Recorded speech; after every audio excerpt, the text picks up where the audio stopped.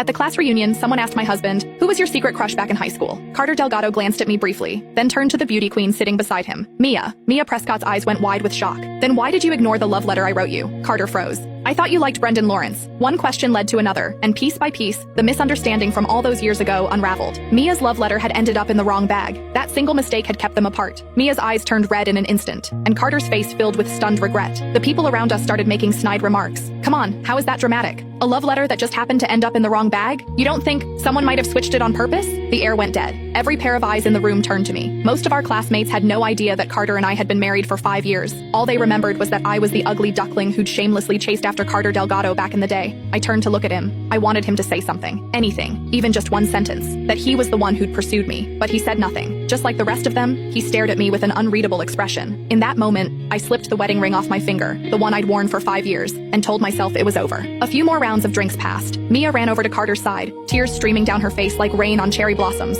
and they poured their hearts out to each other. "I can't believe it was all just a misunderstanding. If only I'd written your name at the top of that letter. Then you wouldn't have thought that the person I liked was someone else." Carter's gaze was heavy, full of regret. No one could have predicted it, that things would turn out this way. Mia grew more emotional, drinking more than she should have. Carter stayed beside her the entire time, gently patting her back, even handing her a glass of hangover remedy. From start to finish, he never once looked at me. The excited chatter around us swelled. Who would have thought? A crush that fizzled out years ago actually gets a second chance 8 years later. So the Delgado prodigy from our business school really did have a thing for the Prescott beauty queen. If they'd gotten together back then, their kid would probably be in preschool by now. Then someone else chimed in, voice dripping with spite. "Exactly. If certain people hadn't thrown themselves at Carter so shamelessly, maybe those two wouldn't have spent all these years apart." Their gazes drifted toward me, one by one, not quite direct but impossible to miss. I clenched my fists, pressed my lips together, and said nothing. The whispers continued. Then one of the more outgoing classmates slid into the seat beside me, leaning in close. "Serena Whitmore, was it you? Tell the truth. Did you swap the love letter on purpose so those two would miss their chance?" My expression turned cold. I was about to say it wasn't me, but the crowd erupted before I could speak.